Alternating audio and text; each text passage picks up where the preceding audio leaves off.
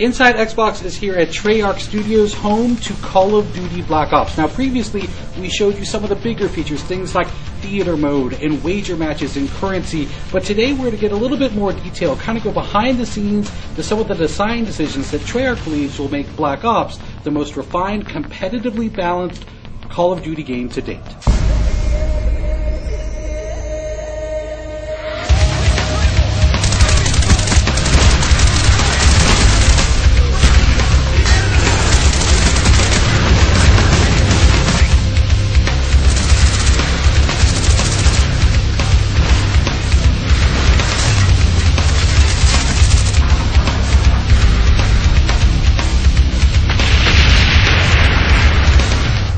One of the great things about having such a large community of players playing our game is that it isn't very difficult for us to hear when fans do not like something about our game or they do like something about our game. All we have to do is listen, and we are listening. So kill streaks in Black Ops are they're a little bit different. First of all, we listened to the community and implemented that kill streaks don't count towards other kill streaks, because there's a lot of complaints about how kind of the rich get richer and it becomes kind of a griefing mechanic and encourages people to camp and that sort of thing. So we wanted to clean that up a little bit.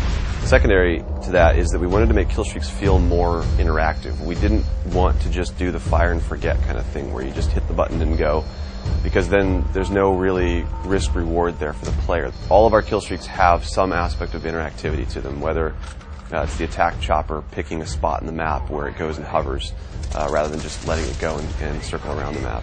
Or the mortar team, for example, you can pick 3 locations on the map and get a really fast targeted strike to those places. So the perk design philosophy is we want every perk to feel like it supports a specific gameplay style. So we want to kind of beef up this characterization of, if I select a perk, this represents me and how I play the game. So for example, we have a perk called Hacker. Hacker is similar to some of the perks in previous Call of Duty games where they let you see enemy deployed equipment in the world. The difference with Hacker is that you actually can go up to enemy equipment now and hack it so that it turns to your team, and the guy who owns that piece of equipment won't know that you've done that. One of the big changes that we're making in Black Ops multiplayer is that your perk 1 slot is what determines what your character model is.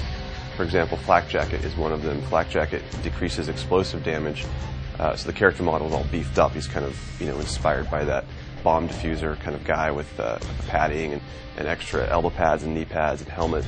So you can tell from a distance at a glance that guy has Flak Jacket as one of his perk 1 slot selections. And if you throw a grenade, he's probably not going to die from the grenade.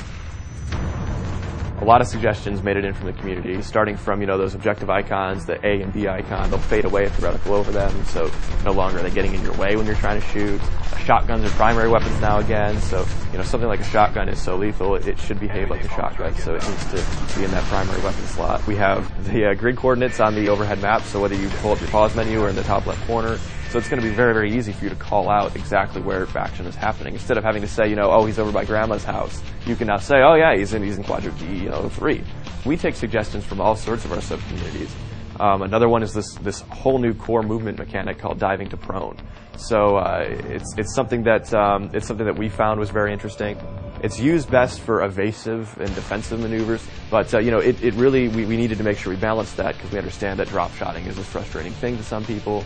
So we wanted to make sure that this thing wasn't going to be used aggressively to grief or to frustrate players. So there is sort of a recovery time after you land, and you'll have to take a half second to pull your gun back up. So it's actually a penalty if you try to use it as an offensive maneuver. Little subtle things to the game that I think the fans are really going to like. We hope you've enjoyed our in-depth look at what it takes to put together the multiplayer for a game like Call of Duty Black Ops. Thanks everyone for watching Inside Xbox. It's too close. Fight harder.